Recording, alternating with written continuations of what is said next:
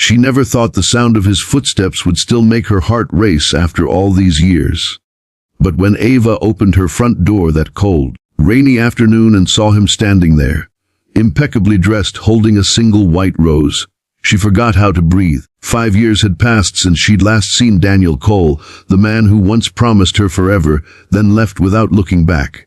And now, the millionaire who had everything stood trembling on her doorstep, like a boy lost in a storm, whispering words that would change both their lives forever. It began with that one knock, a sound that would unravel the silence of 5 years, awaken forgotten pain, and reveal the truth neither of them had been brave enough to face. Ava's life had become a quiet rhythm of simplicity. She ran a small flower shop in a sleepy coastal town where the scent of sea salt and roses filled her mornings. Her world was small, safe, predictable, everything Daniel's world had never been. He was a man of big dreams, skyscrapers, and restless ambition. Their love had burned fast, too fast, and when it collided with his hunger for success, she was left standing in the ashes. The day he walked away was the day she buried more than just a marriage. She buried a part of herself.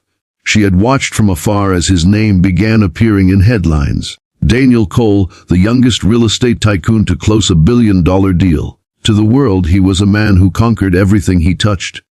To her, he was just the man who never came back. But fate has a cruel way of circling back when you least expect it.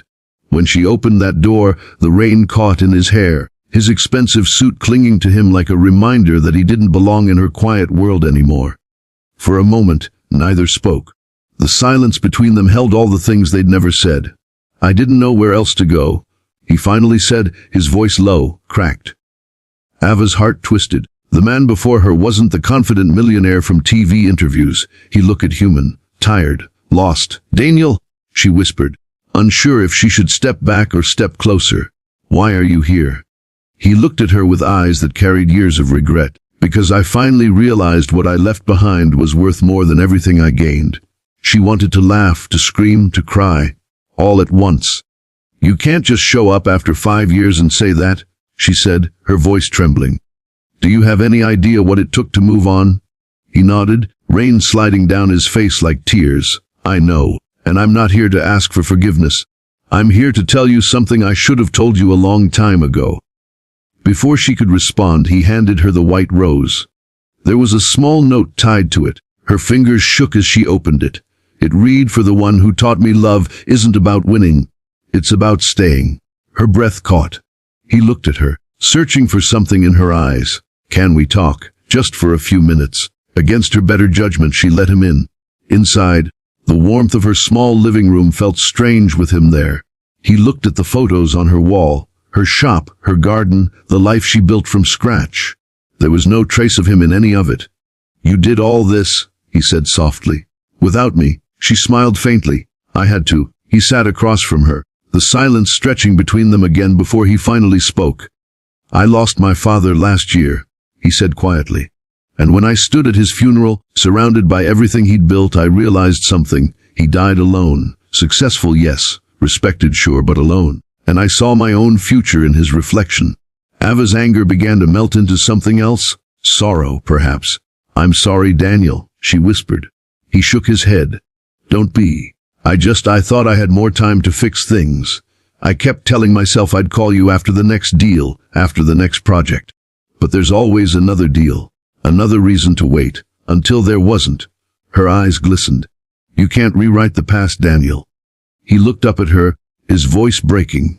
"I know, but maybe I can tell you the truth before it's too late." "What truth?" He took a shaky breath. "That I didn't leave because I stopped loving you. I left because I was terrified that I couldn't give you the life you deserved. I thought if I became successful first, I could come back and make it right.